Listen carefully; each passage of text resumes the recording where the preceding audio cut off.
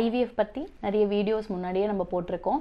IVF சீரீஸ்னு ஒன்று ஆரம்பித்தோம். அதில் வந்து 3வது வீடியோ போடுங்கன்னு சொல்லிட்டு நிறைய பேர் கேட்டிருந்தாங்க. டைம் கன்ஸ்ட்ரெயின்ஸ்னால போட முடியல. இப்போ அந்த வீடியோவை நம்ம பார்க்கலாம். இது வந்து எக் கலெக்ஷன் அப்படின்னா என்ன, கருமுட்டையை வந்து கலெக்ட் பண்ணுறது எப்படி பண்ணுறாங்க லேபில், முடிச்சதுக்கப்புறம் என்ன நீங்கள் வந்து எதிர்பார்க்கலாம் அப்படிங்கிறத டீட்டெயிலாக இந்த வீடியோவில் பார்த்துடலாம். Hello, I'm doctor Aishwarya from doctor mommy's channel. Doctor mommy's channel ஒரு dedicated space for women's and children's health care. IVFல ஃபஸ்ட்டு ப்ரீ ட்ரீட்மெண்ட், 2வது வந்து ஸ்டிமுலேஷன், 3வது மிக இம்பார்ட்டன்ட் ஸ்டெப் எக் கலெக்ஷன். மற்ற 2 வீடியோஸ்க்கான லிங்க்கையும் டிஸ்கிரிப்ஷனில் கொடுக்குறேன். கட்டாயமாக அதை பார்த்துட்டு 3வது இந்த வீடியோவை பாருங்கள். ஃபஸ்ட்டு வந்து இதுக்கு ப்ரீ ப்ரிப்பரேஷன் சொல்லிட்டு பார்க்கலாம். நீங்கள் முந்தானேத்தே ட்ரிகர் இன்ஜெக்ஷன்லாம் எடுத்துகிட்டு இன்றைக்கி எக் கலெக்ஷன் உங்கள் டாக்டர் சொல்லிட்டாங்க. யூஸ்வலாக எக் கலெக்ஷன் நான் வந்து மார்னிங் தான் பண்ணுவேன். சில பேர் ஈவினிங்கும் பண்ணுவாங்க. மார்னிங் சப்போஸ் உங்களுக்கு எக் கலெக்ஷன் 8 மணிக்கு இருந்ததுன்னா ஒரு 6 மணி போல் நீங்கள் அந்த ஹாஸ்பிட்டலில் போய் அட்மிஷன் ஆகிடணும் அப்படின்னு நம்ம சொல்லிடுவோம். 2 மணி நேரம் முன்னாடி அட்மிஷன் ஆனால் போதும். எக் கலெக்ஷன் ரொம்ப பெரிய இல்லை டேஞ்சரஸ் ப்ராசஸ் கிடையாது. ஒரு சிம்பிள் டே கேர் ப்ரொசீஜர். நீங்கள் 6 மணிக்கு ஹாஸ்பிட்டலுக்குள்ளே போனீங்கன்னா by 2 o'clock or 3 o'clock hospital வெளியிலேருந்து வந்துடலாம். ஒன்ஸ் நீங்கள் போனதுக்கப்புறமா என்ன நமக்கு கிளியராக சொல்லி அனுப்புவோன்னா, முன்னாடி நாள் நைட்லேருந்து டீ, காஃபி, தண்ணி எதுவுமே குடிக்காதீங்க. வெறும் வயிற்றோட ஹாஸ்பிட்டல் போயிடுங்க. சப்போஸ் தைராய்டு டேப்லெட் ஏதாவது நீங்கள் எடுத்துகிட்டு இருந்தீங்கன்னா அன்றைக்கி மார்னிங் ப்ரஷ் பண்ணதுக்கப்புறம் ஒரு சிப் ஆஃப் வாட்டரில் எடுத்துக்கோங்க. வேறு எதுவுமே வந்து கட்டாயமாக நீங்கள் எடுத்துக்கக்கூடாது. அட்மிஷன் ஆனதுக்கப்புறம் உங்களுக்கு அந்த ஸ்டாஃப் நர்ஸ் நரம்பில் ஒரு ஊசி போட்டு IV லைன் வந்து ஆரம்பிப்பாங்க. ஏதாவது ஃப்ளூயிட்ஸ் வந்து கொடுப்பாங்க. அதுக்கப்புறமா நம்ம எக் கலெக்ஷன் ப்ரொசீஜருக்கு உள்ளே போயிடுவோம். எக் கலெக்ஷனுக்கு என்ன மயக்க மருந்து கொடுப்பாங்க? உங்களுக்கு நரம்பில் ஊசி போட்டு தான் இந்த IVF யூஸ்வலாக வந்து நம்ம பண்ணுவோம். இதில் சில பேர் வந்து முழு மயக்கம் கொடுப்பாங்க, சில பேர் ஸ்பைனல் அனஸ்தியா கொடுப்பாங்க. நான் யூஸ்வலாக வந்து IV செடேஷனில் பண்ணுறது தான் வழக்கம். இது வரைக்கும் ஆல்மோஸ்ட் மோர் தேன் 500 எக் கலெக்ஷன்ஸ் பண்ணியாச்சு. அண்ட் இதை வந்து இந்த முறையில் பண்ணுறது தான் ரொம்ப சுலபம் அண்ட் பேஷண்ட்டுக்கும் ரொம்ப சேஃபாக இருக்கும். அந்த அனஸ்தீசியா கொடுத்ததுக்கப்புறமா நீங்கள் ஃபுல்லாக வந்து தூக்கத்துக்கு போயிடுவீங்க. உங்களுக்கு என்ன நடக்குதுன்னே தெரியாது. பேஷண்ட்ஸ்லாம் என்ன கேட்பாங்கன்னா, எனக்கு பயமாக இருக்கே, எனக்கு வந்து வலிக்குமோ அப்படின்னு. அதெல்லாம் சுத்தமாக வலியே தெரியாது. எக் கலெக்ஷன் ப்ரொசீஜர் எப்படி பண்ணுவோம்? இது அல்ட்ராசவுண்ட் கைடன்ஸ் வழியாக நம்ம பண்ணுவோம்.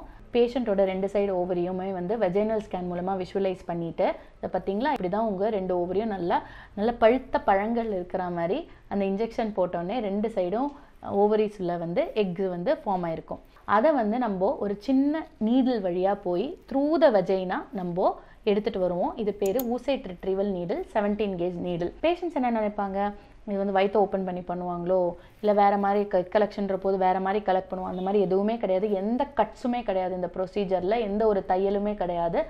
அடிவழியாக போயிட்டு அடிவழியாகவே வந்துடும். மினிமலி இன்வேசிவ் ப்ரொசீஜர் தான். அதை போய் எக்ஸெல்லாம் நம்ம ஒன்றா ப்ரிக் பண்ணி நம்ம இந்த வீடியோவில் தெரிகிற மாதிரி நம்ம கலெக்ட் பண்ணிட்டு வருவோம். கலெக்ட் பண்ணதுக்கப்புறமா நீங்கள் பாருங்கள், ஒரு சின்ன டியூப்பில் வந்து இது கலெக்ட் ஆகுது, இந்த ஃப்ளூயிட். இந்த ஃப்ளூயிட் கலெக்ட் ஆனதுக்கப்புறமா அதை லேபுக்கு கொண்டு போய் தருவாங்க. இந்த லேபுக்கு கொண்டு போய் தரும்போது அங்கே இருக்கிற எம்ப்ரியாலஜிஸ்ட் என்ன பண்ணுவாங்கன்னா, அது எல்லாத்தையும் வந்து எக்ஸை வந்து தேடுவாங்க. இது பேர் வந்து ஊசைட் ஸ்க்ரீனிங் அப்படின்னு சொல்லுவோம். அது கரெக்டான டெம்பரேச்சரில் வந்து ஒரு ஹீட்டிங் பிளாக்கில் வந்து லேபில் கொண்டு போய் தருதுன்றது ரொம்ப ரொம்ப இம்பார்ட்டன்ட் விஷயம். கையிலலாம் கொண்டு போய் தரமாட்டாங்க. லேபில் என்ன நடக்கும், எவ்வளோ எக்ஸ் இருக்குது அப்படிங்கிறத ஒவ்வொரு ஃப்ளூயிட்லேயும் நம்ம டியூப் தரும்போதும் அதை பார்ப்பாங்க. ஃபைனலாக வந்து இவ்வளோ எக்ஸு கலெக்ட் ஆகிருக்கு. இதை வந்து நம்ம கியூமுலஸ் ஊசைட் காம்ப்ளெக்ஸ்ன்னு சொல்லுவோம். பேஷண்ட் ஜென்ரலாக வந்து எக்ஸ்ன்னு வந்து சொல்லுவாங்க. ஸோ இவ்வளோ வந்து எக்ஸர் கலெக்ட் ஆகிருக்குன்னு at end of the procedure சொல்லுவாங்க. ப்ரொசீஜருக்கு அப்புறம் என்ன நடக்கும்? யூஸ்வலாக இது ஒரு 10 நிமிஷம் ப்ரொசீஜர் தான் சொன்னேன் இல்லையா? ப்ரொசீஜர் முடியும் போதே பேஷண்ட்டை தட்டி எழுப்பி விட்டுருவாங்க. பேஷண்ட் பேர்லாம் சொல்ல ஆரம்பிச்சிருவாங்க. அவங்க சுய நினைவுக்கு வந்துருவாங்க. பெயின் ஆனால் ஒன்றுமே தெரியாது. கொஞ்சம் மயக்கத்தில், லேசான மயக்கத்தில் இருப்பாங்க. அதுக்கப்புறம் அவங்கள ரெக்கவரி ரூமுக்கு கூப்பிட்டு போய் கொஞ்ச நேரம் படுக்க வச்சுருவாங்க. அண்ட் இமீடியட்டாக வந்து பேஷண்ட்டோட அட்டெண்டர்ஸ் எல்லாருமே அவங்க கிட்ட பேச ஆரம்பிச்சிருவாங்க. இது ஒன்றும் அவ்வளோ பெரிய முழு மயக்கக்கான ப்ரொசீஜர் கிடையாது. முடிச்சதுக்கப்புறமா யூஸ்வலாக அவங்க பேஷண்ட் கிட்டேயும் அவங்க அட்டெண்டர்ஸ் கிட்டேயுமே வந்து இவ்வளோ எக்ஸு கலெக்ட் ஆகிருக்கு, இதில் எவ்வளோ வந்து நல்ல முட்டைகள் அண்ட் எவ்வளோ கருவாயிருக்கு நாளைக்கு சொல்லுவோம் அப்படின்னு நான் வந்து சொல்லிட்டு வந்துடுவேன். ப்ரொசீஜர் முடிச்சதுக்கப்புறம் 2 ஹவர்ஸில் வந்து அவங்களுக்கு ஓரல்ஸ் ஏதாவது சாப்பிட்றதுக்கு கொடுத்துடலாம். அண்ட் வித்தின் 4 ஹவர்ஸ் பேஷண்ட் நல்லாவே வந்து எழுந்து உட்காந்து சாப்பிட்டுட்டு அண்ட் அவங்க கிளம்பவும் ரெடி ஆகிடுவாங்க. நான் யூஸ்வலாக ப்ரொசீஜர் 8 o'clock ஸ்டார்ட் பண்ணேன்னா பை 1 o'clock பேஷண்ட் வந்து ஹாஸ்பிட்டலில் விட்டு டிஸ்சார்ஜ் ஆகிடுவாங்க. இந்த ப்ரொசீஜரில் ஏதாவது காம்ப்ளிகேஷன் இருக்கா? காம்ப்ளிகேஷன்ஸ் மிகவும் கம்மி. நல்ல ஹேண்ட்ஸில் பண்ணிங்கன்னா ரொம்ப ரொம்ப கம்மி. ரொம்ப சேஃபான procedure. Very very rarely bleeding அதிகமாகிறது அண்ட் பெரிய ரத்த நாளங்களில் ஓட்டைகள் விழுறது, இது மாதிரி ரொம்ப ரேர் காம்ப்ளிகேஷன்ஸ் நடக்கலாம். ஸோ ஐ ஹோப் இந்த வீடியோவில் உங்களுக்கு இந்த எக் கலெக்ஷன் பற்றின புரிதல் நிறையவே வந்திருக்கும். ஸோ தைரியமாக நீங்கள் ப்ரொசீஜர் போங்க. I wish you the best of luck.